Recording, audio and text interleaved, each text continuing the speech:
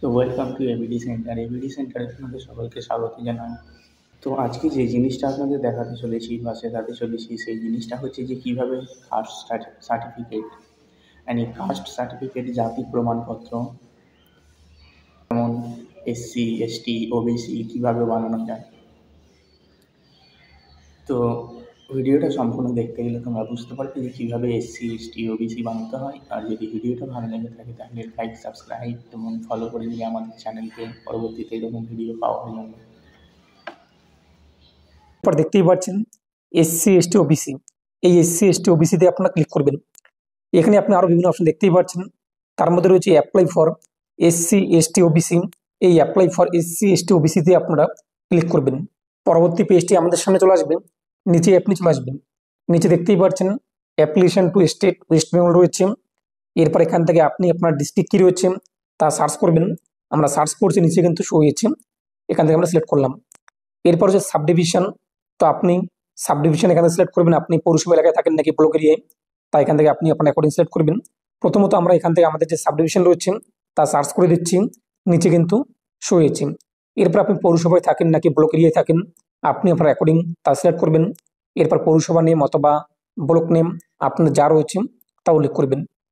এরপর হচ্ছে কিন্তু জিপি অথবা ওয়ার্ড, আপনি গ্রাম পঞ্চায়েত এরিয়ার নাকি ওয়ার্ডে থাকেন তা এখান থেকে আপনি সার্চ করে নেবেন আপনার অ্যাকর্ডিং, তারপর আপনি তা উল্লেখ করে দেবেন। এরপর হচ্ছে কিন্তু application for SC, ST, OBC. তো আপনি কোন সার্টিফিকেটের জন্য অ্যাপ্লাই করতে চান, এসসি নাকি এসটি নাকি ওবিসি। এসসি হলে এসসি সিলেক্ট করবেন এবং আপনার কাস্ট কী রয়েছে এখান থেকে আপনি তা সিলেক্ট করে নেবেন যা হয়ে থাকে আপনাদের। যদি আপনাদের নস্যই হয়ে থাকে নস্যই আপনি সিলেক্ট করবেন, অথবা আপনাদের এখানে দেখতেই পাচ্ছেন যে সমস্ত কাস্টের কিন্তু নাম রয়েছে। তো এখান থেকে আপনি আপনার অ্যাকর্ডিং কাস্ট যা রয়েছে তা আপনি সিলেক্ট করবেন। যদি আপনি জানা না থাকে সেক্ষেত্রে আপনাদের পরিবারের যাদের এসসি, এসটি, ওবিসি সার্টিফিকেট রয়েছে সেখানে কিন্তু কাস্ট উল্লেখ রয়েছে, তো এখান থেকে আপনি উল্লেখ করে নেবেন। যদি এসটি হয়ে থাকেন এসটি সিলেক্ট করবেন, আপনার কাস্ট কী রয়েছে তা সিলেক্ট করে নেবেন। এবং আপনি যদি ওবিসি হয়ে থাকেন তো ওবিসি আপনি সিলেক্ট করবেন। ওবিসির কিন্তু ক্যাটাগরি রয়েছে ওবিসি এ এবং বি, তো আপনি কোন ক্যাটাগরির সেটি প্রথমত সিলেক্ট করবেন। ওবিসি এ হলে ওবিসি এ সিলেক্ট করবেন, বি হলে বি সিলেক্ট করবেন। যদি শুধুমাত্র ওবিসি হয়ে থাকে তো ওবিসি আপনি সিলেক্ট করবেন। এরপর আপনার কাস্ট কী রয়েছে এখান থেকে আপনি কিন্তু কাস্ট পেয়ে যাবেন, দেখতেই পাচ্ছেন। তো আপনাদের যা কাস্ট রয়েছে এখান থেকে আপনি সিলেক্ট করে নেবেন। এভাবে আপনি এখানে এসসি হলে এসসি, এসটি হলে এসটি, ওবিসি হলে ওবিসি সিলেক্ট করবেন এবং কাস্ট আপনি সিলেক্ট করবেন। তারপর হচ্ছে কিন্তু নেম। তো আপনি যার SC, ST, OBC certificate apply করতে চাচ্ছেন তার নাম বসিয়ে দেবেন, সম্পূর্ণ নাম, তার বাবার নাম উল্লেখ করে দেবেন, মোবাইল নাম্বার বসিয়ে দেবেন, ইমেল আইডি ইমেল আইডি উল্লেখ করবেন, নাহলে ফাঁকা রাখবেন। এরপর ডকুমেন্টস, যে কোনো একটি ডকুমেন্টস আপনাদের কিন্তু থাকতেই হবে। এখানে এ বি সি দিয়ে কিন্তু ডকুমেন্টসের ক্যাটাগরি সাজিয়ে দেওয়া হয়েছে। প্রথমত রয়েছে ভোটার কার্ড নাম্বার। যদি সেই আবেদনকারীর ভোটার কার্ড নাম্বার থাকে তো ভোটার কার্ড নাম্বার বসিয়ে দেবেন। যদি আধার কার্ড নাম্বার থাকে আধার কার্ড নাম্বার বসিয়ে দেবেন। যদি রেশন কার্ড নাম্বার থাকে তো প্রথমত আপনি ক্যাটাগরি সিলেক্ট করবেন, কোন ক্যাটাগরি রেশন কার্ড রয়েছে তার। তো এখান থেকে আপনি ক্যাটাগরি সিলেক্ট করলেন এবং রেশন কার্ড নাম্বার বসিয়ে দেবেন। যে কোনো একটি ডকুমেন্টস কিন্তু থাকতেই হবে সেই আবেদনকারীর। তারপর নিচে আপনি চলে আসবেন ডেট অফ বার্থ। তো সেই আবেদনকারী ডেট অফ বার্থ কী রয়েছে এখানে ক্লিক করতে ক্যালেন্ডার চলে আসবেন, ক্যালেন্ডার থেকে আপনি ডেট অফ বার্থ উল্লেখ করে দেবেন। তারপর হচ্ছে প্লেস অফ বার্থ। তো তার জন্মস্থান কী রয়েছে এখান থেকে আপনি সিলেক্ট করে নেবেন। যেহেতু ওয়েস্ট বেঙ্গল তাই আমি ওয়েস্ট বেঙ্গল সিলেক্ট করে দিচ্ছি। এরপর ডিস্ট্রিক্ট কী রয়েছে, তো এখান থেকে আপনি ডিস্ট্রিক্ট সিলেক্ট করে নেবেন। তো আপনার ডিস্ট্রিক্ট কী রয়েছে, তো আমাদের কোচবিহার, যেহেতু কোচবিহার সিলেক্ট করলাম। এরপর হচ্ছে কিন্তু পুলিশ স্টেশন, তো আপনার থানা কী রয়েছে তা উল্লেখ করে দেবেন, ভিলেজ বা টাউন কী রয়েছে তা লিখে দেবেন।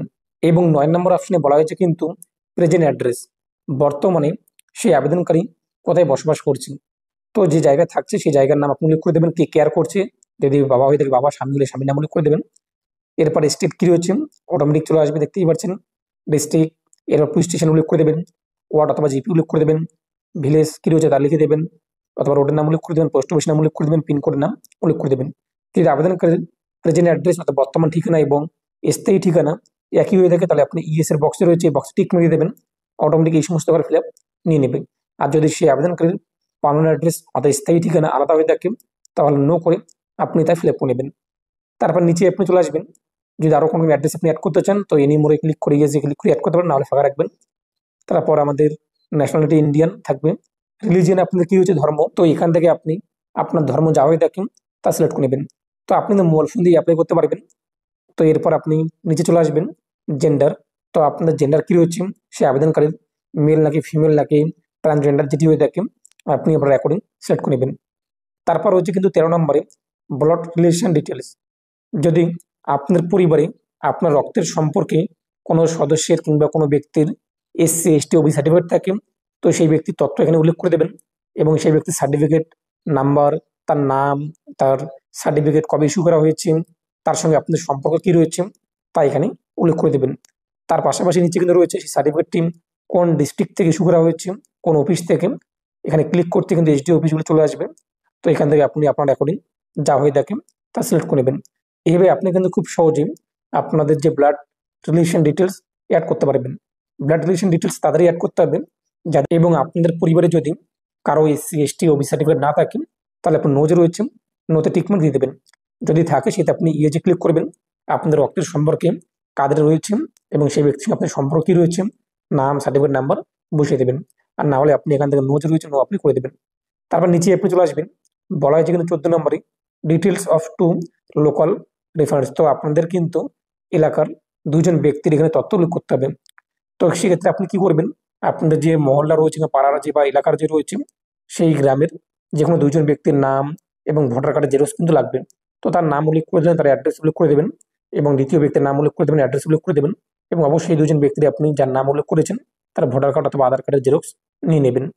এরপর নিচে আপনি চলে আসবেন, নিচে বলা হয়েছে কিন্তু আপনাদের ফ্যামিলি কি অন্য কোনো স্টেটে মাইগ্রেট ইত্যাদি, আমাদের যেহেতু নেই, অন্য কোনো স্টেটে আমরা যাইনি বা মাইগ্রেট হইনি, তাই নো আমরা করে দেবো। তারপর নিচে আপনি চলে আসবেন, save and continue. Save and continue আপনি ক্লিক করবেন। তো সেভে ক্লিক করতেই পরবর্তী পেজটি চলে আসবে। এখানে আপনি দেখতেই পাচ্ছেন প্যারেন্টস সার্ভিস ডিটেলস রয়েছে, আপনাদের বাবা কোনো রকম জব করে কিনা কিংবা সার্ভিস করে কিনা, করলে আপনি এখান থেকে যা হয়ে দেখেন সেটি আপনি সিলেক্ট করবেন। আর যদি না করে দেখেন তাহলে নিচে আপনি দেখতেই পাচ্ছেন নান রয়েছে, নান আপনি উল্লেখ করে দেবেন। এক্ষেত্রে রয়েছে আপনার মা কোনো রকম সার্ভিস কোনো জব করে কিনা কোনো সংস্থায়, যদি করে থাকেন তাহলে এখান থেকে আপনি তা সিলেক্ট করে নেবেন। দেখতেই পাচ্ছেন সমস্ত কিছু রয়েছে। আর না হলে আপনি কি করবেন, নান যে রয়েছে নানে আপনি ক্লিক করবেন। তারপর নিচে রয়েছে কিন্তু কন্টিনিউ, কন্টিনিউ আপনি ক্লিক করবেন। একটি পপ আপ হবে, ওকে, ওকে দিয়ে আপনি ক্লিক করবেন। তো আমাদের সামনে কিন্তু নিচে দেখতেই পাচ্ছেন ইনকামের তথ্য উল্লেখ করার অপশন চলে আসছে। তো আপনাদের গার্জিয়ানের বার্ষিক আয় কত রয়েছে, সেটি এগ্রিকালচার অথবা স্যালারি যেটাই হোক না কেন, কৃষি থেকে অথবা কোনো কম জব থেকে কত আসে তা উল্লেখ করে দেবেন। এর পাশাপাশি আপনাদের মায়ের ইনকাম যদি থাকে সেটা আপনি উল্লেখ করবেন, নাহলে আপনি 0 0 উল্লেখ করে দেবেন আপনি আপনার রেকর্ডিং। এরপর হচ্ছে কিন্তু save and continue for OBC. এই যে পেজটি যারা ওবিসি অ্যাপ্লাই করবে তাদের কিন্তু আসবে, যারা এসসি এসটি অ্যাপ্লাই করবে তাদের কিন্তু এই ধাপটি আসবে না। উল্লেখ করার পর সেভ অ্যান্ড কন্টিনিউ রয়েছে, সেভ অ্যান্ড কন্টিনিউ আপনি ক্লিক করবেন। তারপর আমাদের সামনে কিন্তু পরবর্তী পেজটি চলে আসবে। তো দেখতেই পাচ্ছেন আপলোড অ্যাপ্লিকেন্ট ডকুমেন্টস। তো এখানে আপনি আপনার পাসপোর্ট সাইজের ফটো আপলোড করে দেবেন, কালার ফটো 150 কেবির মধ্যে, চুজফুলি ক্লিক করে। এই ফটোয় আপনাদের কিন্তু এসসি এসটি ওবিসি সার্টিফিকেটে চলে আসবে। তো এরপর নিচে আপনি চলে আসবেন, নিচে আমাদের কিন্তু ডকুমেন্টস সিলেক্ট করতে হবে এবং ডকুমেন্টস নাম্বার উল্লেখ করতে হবে। প্রথমত যদি আপনাদের পরিবারের কোনো সদস্যের এসসি এসটি ওবিসি সার্টিফিকেট থাকে সেক্ষেত্রে আপনি এখান থেকে ব্লাড রিলেশন চার্ট যে রয়েছে তা সিলেক্ট করবেন, দেখতেই পাচ্ছেন। এবং আপনাদের একটা চার্ট কিন্তু তৈরি করতে হবে, যেখানে প্রথমত আপনাদের যে বংশ রয়েছে বংশ তালিকা তৈরি করতে হবে। সেই হিসেবে আপনাদের মেলাতে হবে যে এই ব্যক্তির আপনি যে এসসি এসটি ওবিসি সার্টিফিকেট নিয়ে কাজটি করতে যাচ্ছেন কিংবা অ্যাপ্লাই করতে যাচ্ছেন সেই ব্যক্তির সঙ্গে আপনার সম্পর্ক কী রয়েছে। বংশ তালিকায় কিন্তু কোন আপনার ঠাকুরদা কিংবা কোন জেঠু কিংবা কাকু কিংবা দাদার কিংবা কার ছেলে, সেই হিসেবে আপনাদের যে উনি বংশ হয় সেই একটি বংশ তালিকা কিন্তু আপনার তৈরি করতে হবে। এরপর ডিটেলস নং অথবা ডকুমেন্টস নং এখানে আপনি 1 লিখে দেবেন। এক প্রুফ, তো বয়সের প্রমাণপত্র হিসেবে আপনি কোন ডকুমেন্টস দিয়েছেন এখানে কিংবা কোন ডকুমেন্টস দিতে চান লিস্ট থেকে আপনি সিলেক্ট করে নেবেন যেটি আপনার কাছে রয়েছে এবং সেই ডকুমেন্টস নাম্বারটি এখানে বসিয়ে দেবেন। এভাবে আপনি ফটো আইডেন্টি ডকুমেন্টস হিসেবে কোন ডকুমেন্টস দিতে চান পরিচয়পত্র হিসেবে তা সিলেক্ট করবেন, ডকুমেন্টস নাম্বার বসিয়ে দেবেন। এবং আপনি যে সিটিজেনশিপ এক কথায় ভারতের নাগরিক সেক্ষেত্রে আপনি কোন ডকুমেন্টস দিতে চান এখানে দেখতেই পাবেন সমস্ত কিছু রয়েছে। সেই হিসেবে আপনি ডকুমেন্টস সিলেক্ট করুন, ডকুমেন্টস নাম্বারটি বসিয়ে দেবেন। এভাবে আপনি ওয়েস্ট বেঙ্গলের যে বাসিন্দা কোন ডকুমেন্টস দিতে চান এখান থেকে আপনি ডকুমেন্টসের লিস্ট সিলেক্ট করবেন যেটি আপনাদের কাছে রয়েছে। এর পাশাপাশি সেই ডকুমেন্টস নাম্বারটি এখানে বসিয়ে দেবেন। এরপর রয়েছে কিন্তু লোকাল রেসিডেন্স, তো আপনি যে স্থানীয় বসবাসকারী একজন বাসিন্দা সেই হিসেবে আপনার কোন ডকুমেন্টস রয়েছে তা সিলেক্ট করুন, ডকুমেন্টস নাম্বার বসিয়ে দেবেন। তারপরে ভোটার কার্ড, তো এখান থেকে যদি আপনার ভোটার কার্ড থাকে তো আপনি সেলফ সিলেক্ট করবেন, নাহলে আপনি আপনার বাবা অথবা মায়ের ভোটার কার্ড নাম্বার কিন্তু দিতে পারেন যদি আপনার ভোটার কার্ড না থাকে। যদি আপনার থাকে তো সেলফ সিলেক্ট করার ভোটার কার্ডের নাম্বার বসিয়ে দেবেন। আর না থাকলে আপনার বাবা মায়ের ভোটার কার্ড নাম্বার দৌড়লে করতে পারেন। এখানে ভোটার কার্ড নাম্বার, বিধানসভা নাম, পার্ট নং, সিরিয়াল নং এগুলো বসিয়ে দেবেন। যদি আপনাদের পার্ট নং, সিরিয়াল নং জানা না থাকে, শুধুমাত্র আপনি ভোটার কার্ড নাম্বার বসিয়ে দেবেন। তারপর নিচে ক্যাপচাটা দেখতেই পাচ্ছেন যা রয়েছে তা বসিয়ে দেবেন। এরপর সাবমিটে আপনি ক্লিক করবেন। তো সাবমিটে ক্লিক করতেই আমাদের যে আবেদন রয়েছে তা কিন্তু হয়ে যাবে। দেখতেই পাচ্ছেন আমাদের আবেদন কিন্তু কমপ্লিট। এখানে আমাদের অ্যাপ্লিকেশন নাম্বারও কিন্তু শো হয়েছে। এর পাশাপাশি নিচে আপনি দেখতেই পাচ্ছেন যে আপনার সামনে অ্যাপ্লিকেশন ফর্ম শো হয়েছে এবং সার্ভিস ডিটেলস কিন্তু শো হয়েছে। এই সার্ভিস ডিটেলস শুধুমাত্র যারা ওবিসি রয়েছে তাদের কিন্তু শো হবে, এবং যারা এসসি এসটি তাদের কিন্তু অ্যাপ্লিকেশন ফর্ম এবং অ্যাকনোলেজমেন্ট স্লিপ চলে আসবে। তো আপনি এখান থেকে সমস্ত ফর্ম ডাউনলোড করে নেবেন। ক্লিক করতেই আপনার সামনে তা ডাউনলোড হয়ে যাবে, দেখতেই পাচ্ছেন। এবং এখানে ফটো শো হবে। এখানে আপনি সিগনেচার করে দেবেন। যদি সেই আবেদনকারী বয়স 18 বছরের নিচে থাকে তো এবং এখানে সিগনেচার করবেন। তারপর নিচে আপনি চলে আসবেন। ঠিক একই রকমভাবে এখানেও কিন্তু ওই এবং সিগনেচার করবে, অথবা যদি 18 বছরের ঊর্ধ্বে থাকে তো সেই যে অ্যাপ্লিকেন্ট রয়েছে সেই অ্যাপ্লিকেন্টই সিগনেচার করে দেবে। তারপর আরেকটি ফর্ম রয়েছে, দেখতেই পাচ্ছেন সার্ভিস ডিটেলস। ক্লিক করবেন এবং এটিও আপনি এখান থেকে ডাউনলোড যে রয়েছে ডাউনলোড আপনি করে নেবেন। এবং এখানেও আপনাদের সিগনেচার করতে হবে। নিচে আপনি চলে আসবেন।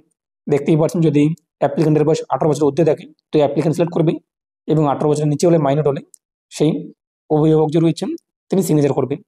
তারপর যে অ্যাকনোলেজমেন্ট স্লিপ ক্লিক করবেন এবং এটি আপনাদের কাছে রেখে দেবেন। পরবর্তীতে আপনি লিস্টটা চেক করার সময় এখানে দেখতেই পাবেন অ্যাকনোলেজমেন্ট নাম্বার রয়েছে, তা আপনাদের কাজে আসবে।